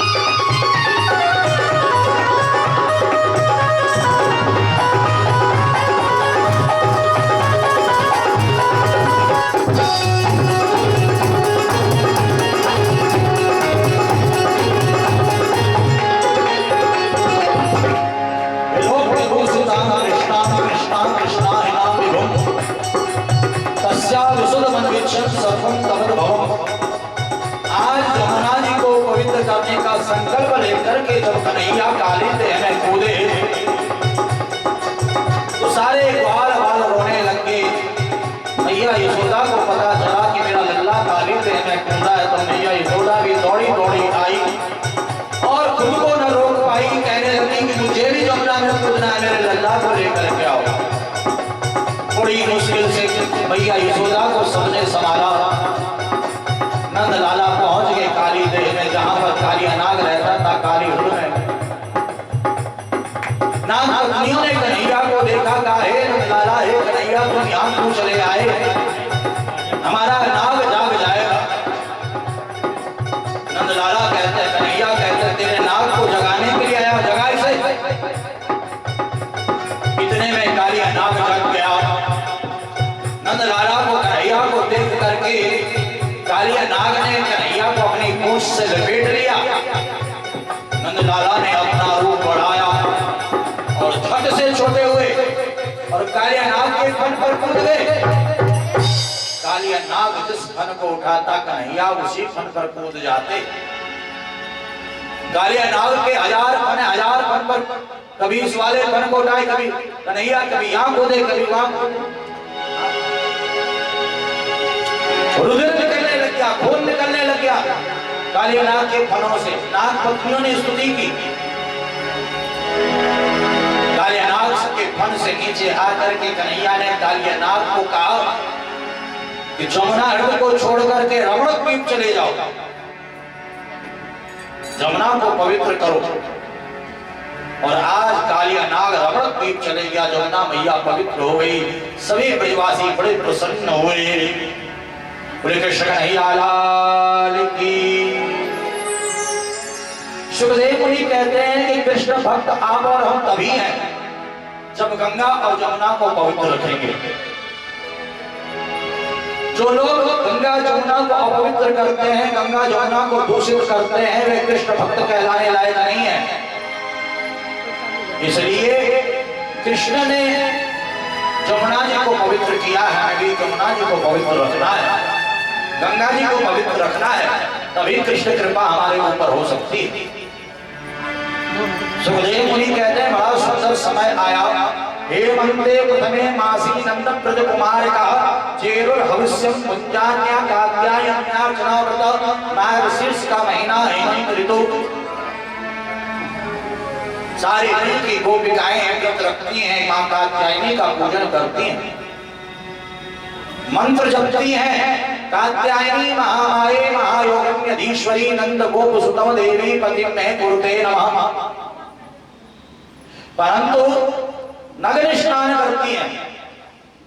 मेरे कन्हैया ने आज इन गोपिकाओं को ज्ञान देने के लिए लीला की, चीर हरण लीला। देखिए अभी कन्हैया की मात्र अवस्था 6.5 वर्ष की है, 6.5 वर्ष की। 6.5 वर्ष का बालक किसी का कपड़ा चुरा करके क्या करेगा? लोग कहते हैं कन्हैया ने चीर चुराया। अरे भैया ये चीर इसलिए चुराया ताकि ब्रजवासी गोपिकाओं की रक्षा हो सके, सुरक्षा हो सके।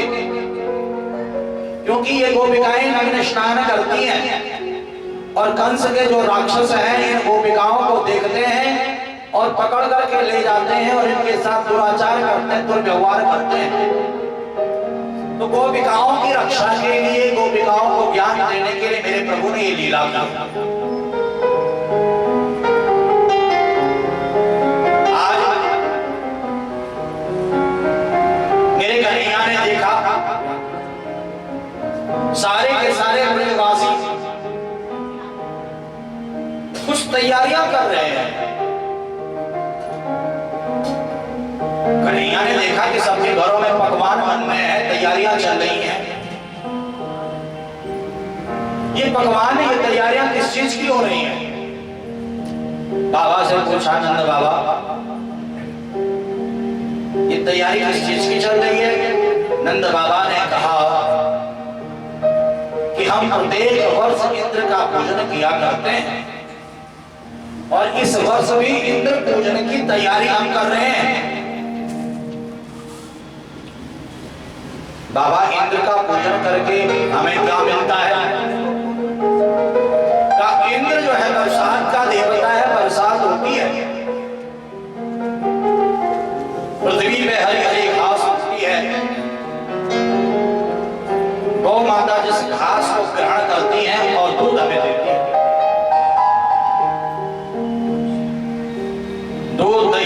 माखन घी बेच करके हम अपने परिवारों का भरण पोषण करते हैं।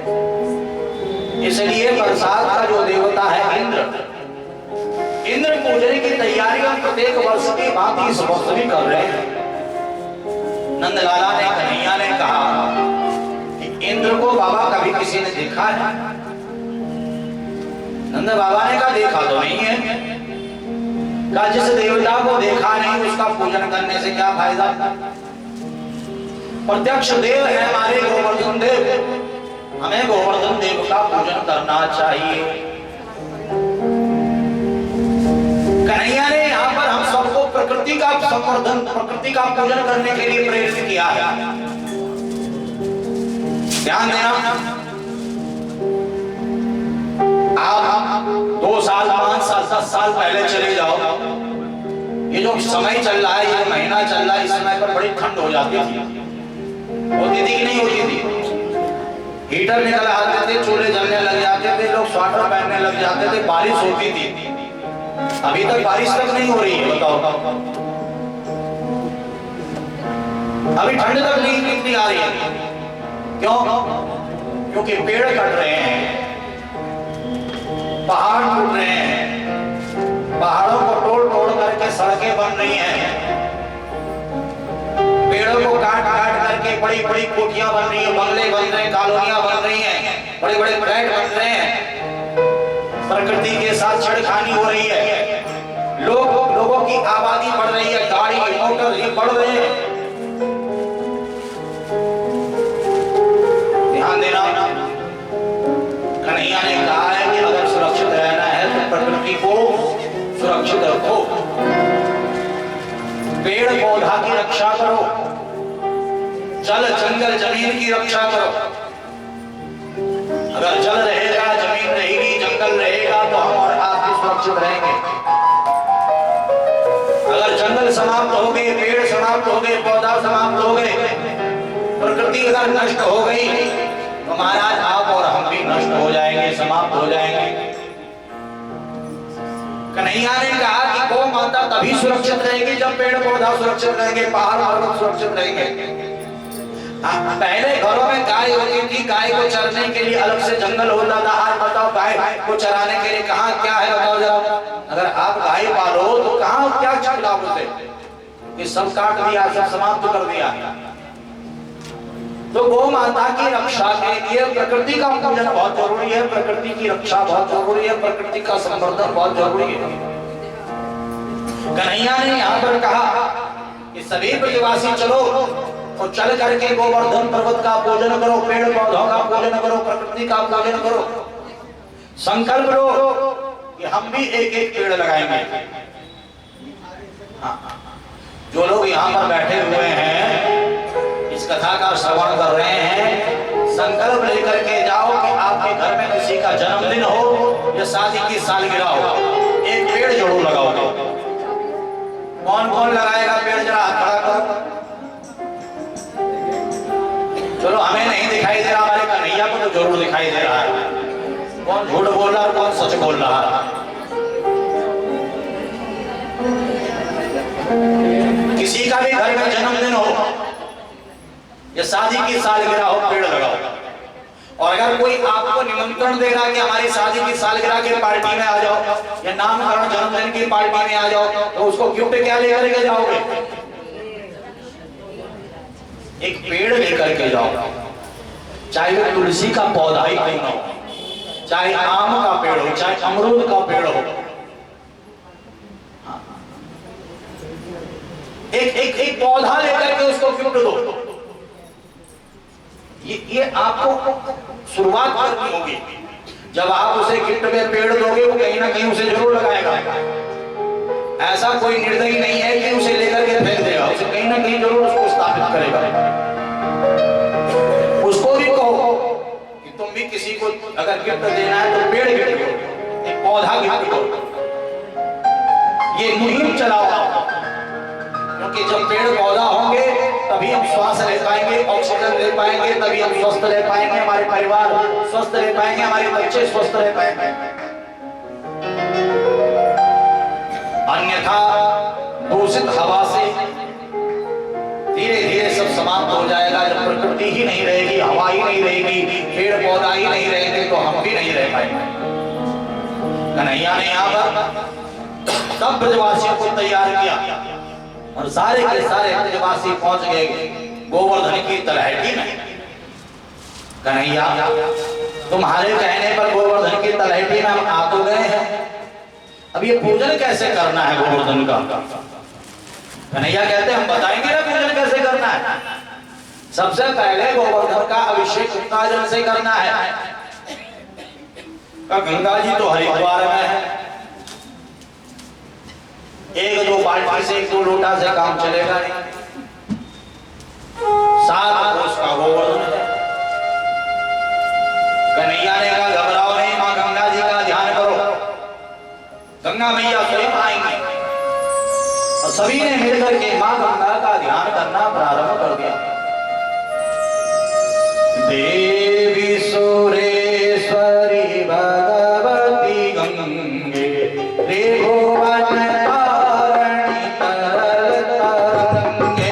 देवी सुरेश्वरी भगवती गंगे त्रिभुवन तारिणी तरल तरंगे।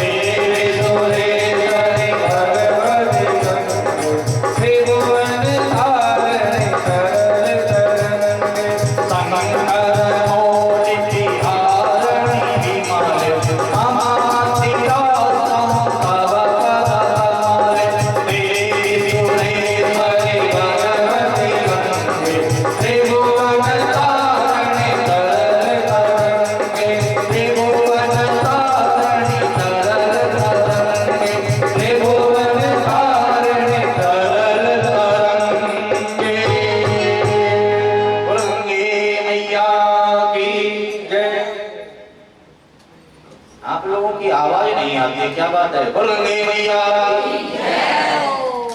गंगे गंगे योजनानां सतेरवि मुच्यते सर्व पापेभ्यो विष्णुरूपं सगच्छति। मां गंगा का स्मरण करने से, मां गंगा का ध्यान करने से, मां गंगा का पूजन स्मरण करने से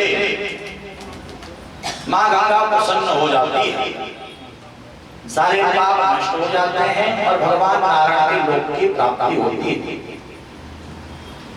गंगा जल से जब हम अपने पितरों के लिए जलांजलि तिलांजलि देते हैं तो पितरों का भी मोक्ष हो जाता है। जब पितरों की अस्थियों को गंगा जल में मिला देते तो पितरों को सीधा सदगति मिलती है। गंगा जी के अवतरण के बारे में सबको पता है। राजा सगर के 60,000 पुत्र कपिल देव के क्रोध से जल करके भस्म हो गए। कपिल देव ने कहा कि जब गंगा जल का स्पर्श इनको मिलेगा तो इनको मुक्ति मिल जाएगी। राजा सगर के वंश में अनेकों राजाओं ने मां गंगा जी को लाने के लिए तपस्या की। राजा भगीरथ के तप से मां गंगा प्रसन्न हो गई। कहा मैं आने को तैयार हूं, परंतु मेरे वेग को कौन धारण करेगा? पृथ्वी पर गिरते ही मैं सीधा रसातल को चली जाऊंगा।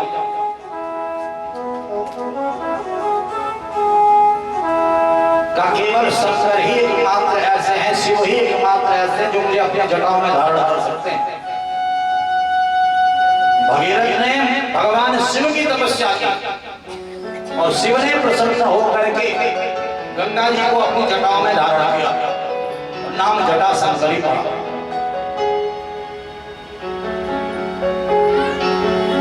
भगीरथ के तप से आए तो नाम भागीरथी पड़ा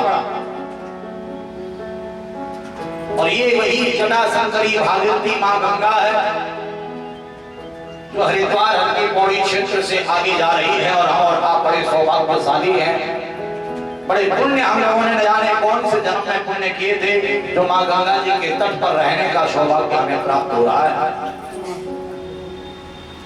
भाग्यशाली हैं, पर बड़ भागी तब होंगे जब समय समय पर गंगा स्नान करने हम जाएंगे। कार्तिक का महीना चल रहा, गंगा स्नान का बहुत बड़ा महत्व है। इस कार्तिक के महीने में ये बताओ गंगा स्नान किस किसने अभी तक किया? करो जरा।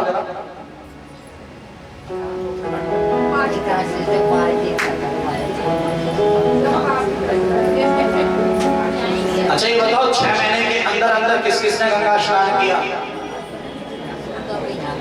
काफी लोग। किस किसने नहीं किया? क्या करो। अच्छा एक साल में किस किसने गंगा स्नान नहीं किया? नहीं करने वाले एक साल में हाथ खड़ा करो। सबसे नहीं आज कौन कौन गंगा स्नान किया? जब साल भर नहीं किया तो आज कहां? अरे भैया एक है भागीरथी गंगा और एक है भागवती गंगा। दोनों का उद्गम स्थल भगवान नारायण है। एक भगवान विष्णु के चरणों से निकली है तो एक मुख से निकली है। भागीरथी गंगा जो है भगवान के चरणों से निकली है। चरणों से निकल करके ब्रह्मा के कमंडलों में आई और ब्रह्मा के कमंडलों से शिव की जटाओं में आई, जिसे भागीरथी गंगा हम कहते हैं। विष्णुपदी गंगा है। और दूसरी गंगा है विष्णुमुखी गंगा जो भगवान के नारायण से मुख से निकली, ब्रह्मा जी को मिली, ब्रह्मा जी से नारद जी को, नारद जी से व्यास जी को, व्यास जी से सुखदेव जी को, सुखदेव जी से गुरु परंपरा से यहाँ पर बसंत विहार कॉलोनी में ये ज्ञान गंगा, ये विष्णुमुखी गंगा आई है और आप सबको स्नान करा रही है। आज 5वां दिन है, इस गंगा में आप डुबकी लगा रहे हो, इस ज्ञान गंगा में। उस गंगा में स्नान करते समय हो सकता डर लग जाए कि पैर फिसल गया, कहीं खांसी ना हो जाए, जुकाम ना हो जाए, बुखार ना हो जाए, डूब ना जाए, बह ना जाए। यहाँ पर कोई डरने की आवश्यकता नहीं है, ना खांसी ना जुकाम ना बुखार। हरे लाल की ये अपने आप आपको भिगो लेती है, आपको स्नान करा लेती है, आपका तन भी पवित्र हो जाता, मन भी पवित्र हो जाता, धन भी पवित्र हो जाता है। तन से यहाँ पर बैठते हो तन पवित्र, मन से इस कथा का श्रवण करते हो मन पवित्र, और यहाँ पर जो व्यवस्थाएं आप बनाते हो अपने सामर्थ्यानुसार आपका धन पवित्र हो जाता है। ये ज्ञान गंगा, ये भागवती गंगा है, इसमें आप डुबकी लगा रहे हो। गंगे गंगे दिवो ब्रूयात् भोजनानां सतेरति मुच्यते सर्व पापेभ्यो विष्णुलोकं सगच्छति। मां गंगा का स्मरण करने मात्र से, आचरण करने मात्र से विष्णुलोक की प्राप्ति हो जाती है। बोलो गंगे मैया की। जब सारे ब्रजवासियों ने मां गंगा का ध्यान किया, मां गंगा का स्मरण किया, तो वहीं पर मानसी गंगा प्रकट हो गई। बोले मानसी गंगा की। आज भी गोवर्धन गोवर्धन की तलहटी में मानसी गंगा विराजमान है। सबने उस गंगा में आचमन किया, स्नान किया, गोवर्धन देव का पूजन करना प्रारंभ किया, अर्घ्य से, पाद्य से, गंध से, अक्षत से। कन्हैया ने कहा पहले दूध से गोवर्धन देव का स्नान कराओ। सभी ने महाराज दूध से जो है गोवर्धन का पूजन किया, स्नान कराया। पयः प्रतिप्यां पयो गदीगो पयो दिव्यन्तरिक्षे पयोधा पयसुतिः प्रतिसहस्रन्तमयम्। दूध से स्नान कराने के बाद शुद्ध जल से स्नान कराया और फिर दही से स्नान कराया गया। दधिक्रामो अकारिकं किशोर सुसवागिना औषधविनो मुखाकर्पण आयगुण कितारिकट। दधी स्नान के बाद फिर शुद्ध जल से स्नान कराया गोवर्धन देव का, फिर घी से स्नान कराया। घृतम निमिषे घृतम शजोर घृते सितो घृतम वशधम अनुभधम स्वाहा देश स्वाहा प्रकवक्षयम्। घृत स्नान के बाद फिर शुद्ध जल से स्नान कराने के बाद शहद से स्नान कराया। मधुवातारितायते मधुक्षरन्ति सिन्धवः माद्भिर्ना सन्त्वकति मधुनक्तमुतो खसो मधुमत्पार्थिवुंग्रजः मधुद्यौरपुनाभिता वनस्पति मधुमाम असुसूर्यं माद्भिर्गावो भवन्तु न। मधु स्नान के बाद फिर जो शुद्ध जल से स्नान कराने के बाद शर्करा से स्नान कराया।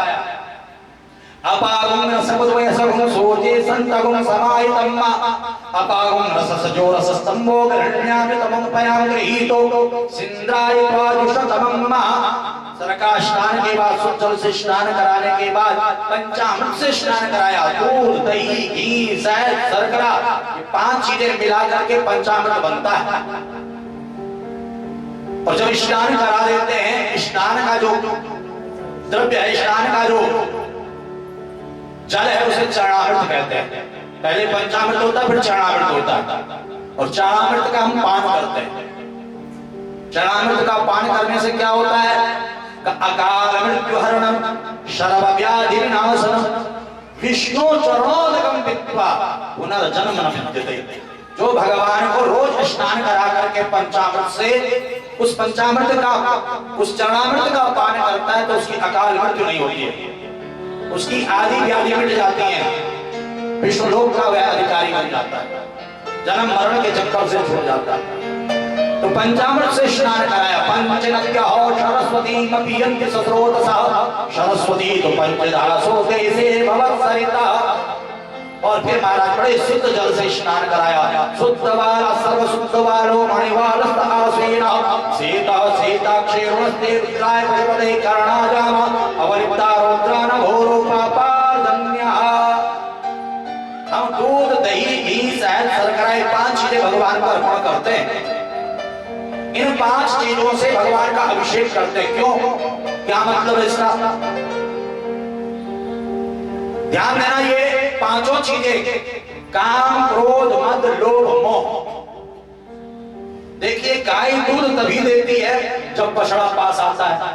बछड़ा नहीं होगा तो दूध नहीं देगी। ये क्या है? ये मोह का प्रतीक है। दही जो है गर्म होती है, दही की तासीर गर्म होती है, ये क्रोध का प्रतीक है। घी ऐश्वर्य का प्रतीक है। शहद लोभ का प्रतीक है। मधुमक्खियों को देखो, मधुमक्खी पुष्पों पर जाती है, पराग इकट्ठा करती है, मधु आता है, मधुमक्खियों को भगा जाता है और शहद ले जाता है। फिर भी मधुमक्खी प्रयत्न करती है शहद बनाने का, ये लोभ का प्रतीक है। और शर्करा क्या है? कामना। कामनाएं मीठी होती है, शर्करा मीठा होता है, ये काम का प्रतीक है। तो दूध, दही, घी, शहद, शर्करा, काम, क्रोध, मद, लोभ, मोह हम भगवान को अर्पण कर रहे हैं। और उसके बाद जल, गंगा जल अर्पण करते हैं। ये क्या है? मोक्ष का प्रतीक है। भगवान आपको हमने दूध, दही, शहद, शर्करा, 5 चीजें, काम, क्रोध, मद, लोभ, मोह अर्पण कर दिया है। और ये अब जल अर्पण कर रहे हैं। आप हमें मोक्ष प्रदान करो, हमारे पितरों को मोक्ष प्रदान करो, हमारा उद्धार करो। तो ये भगवान के लोग कहते हैं दूध चढ़ा दिया, दही चढ़ा दिया, बर्बाद कर दिया, खत्म कर दिया। नहीं, कुछ न कुछ कारण है, कुछ न कुछ तत्व है जो हम भगवान को अर्पण कर रहे हैं, हमारे पूर्वज अर्पण कर रहे थे, हमारे ऋषि मुनि अर्पण कर रहे थे भगवान को, आज हम भी कर रहे हैं।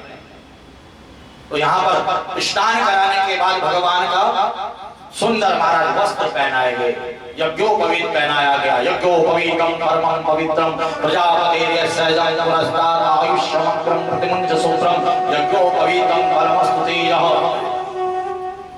सुंदर तिलक भगवान को लगाया गया, अक्षत चढ़ाए गए, सुंदर फूलों के हार पहनाए गए, मल्यादीनि सुगंधीनि माल्यत्यादीनि प्रवमयानि पुष्पाणि पूजार्थं प्रतिक्रियताम्। सुंदर सुंदर पकवान भगवान को अर्पण किया गया। पूरी छुन छने कचौरी खस्ता सुंदर रबड़ी लच्छेदार केसरिया शक्कर हलवा मोहन थार जलेबी पेठा मठरी टिकिया पुआ बड़े सोट पापड़ पपड़े व्यंजन सब सुंदर बने। दाल भात रोटी कड़ी साग रायता विविध विधि उड़द मूंग आलू बड़ी गुर्जन है। खीर मोहन खीर सा और घोरवी खीर खजला जलेबी कलाकंद बालूशाही है। मोहन थार मेवा मठरी मनसुख पाके का रसगुल्ला संग बड़ी सुहाई है। भुजिया नमकीन से बढ़िया शक्कर पारे व्यंजन सब सुंदर बने। दाल भात रोटी है। मधुर श्याम आनंद बाबा यशोदा सब सामग्री लेकर गिरिराज भोग में सजाई है।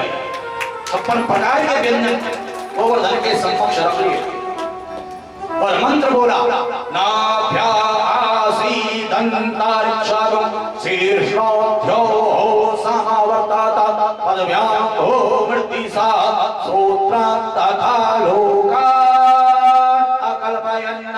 ओम प्राणाय स्वाहा अपानाय स्वाहा ज्ञानाय स्वाहा समानाय स्वाहा उदानाय स्वाहा। आशन्य जल फल नैवेद्य पान सब चढ़ाएगा और दक्षिणा भी चढ़ाएगी। अभी तक सब चीज आपने मानसिक चढ़ाई, दक्षिणा भी मानसिक ही चढ़ाओगे।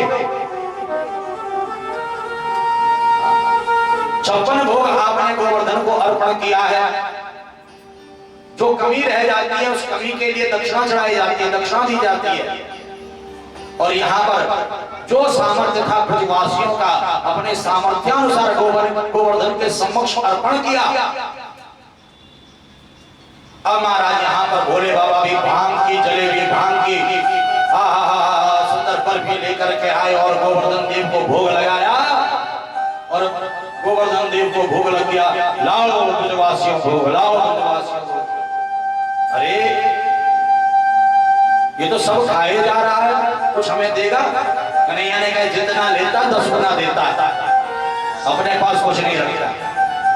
देखा तो लबालब पात्र बड़े पड़े, सबने उस प्रसाद को पाया और सबके सब गोवर्धन की जय जयकार करते हुए गोवर्धन की परिक्रमा करने लगे।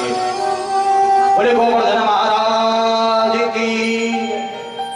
आप सभी को गोवर्धन महोत्सव की मैं बहुत बहुत बधाई देता हूँ, बहुत बहुत आशीर्वाद देता हूँ।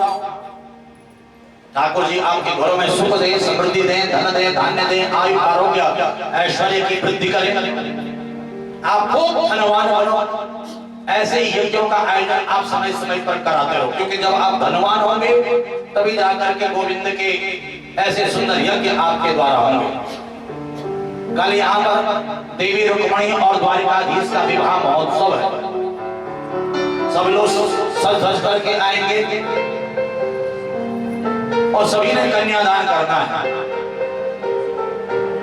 कल जब मैं यहाँ से जा रहा था, एक मैया कहने लगी कि गुरुजी चावल भी तो चढ़ाते हो, चावल कब चढ़ाते हैं? मैंने कहा कितना लेकर के आओगी? कहा गुरुजी 2 मुट्ठी में भी ले आऊंगी। तो मैंने कहा 2 मुट्ठी का जब समय गया, मैंने कहा परसों जो है सुदामा जी का पावन चरित्र और सुखदेव जी का पावन जो है विदाई की कथा यहाँ पर होगी। उसके बाद परसों यहाँ पर प्रातःकाल हवन होगा, यज्ञ होगा। तो ध्यान देना, ये कार्तिक का महीना चल रहा है। इस कार्तिक के महीने में किया गया जप, किया गया तप, किया गया गंगा स्नान, तुलसी पूजन, तुलसी शालिग्राम विवाह, अन्न का दान, धन का दान, वस्त्र का दान, जितना भी हम दान पुण्य करते हैं ये अक्षय फल को प्रदान करता है, अक्षय फल हमें प्राप्त होता है।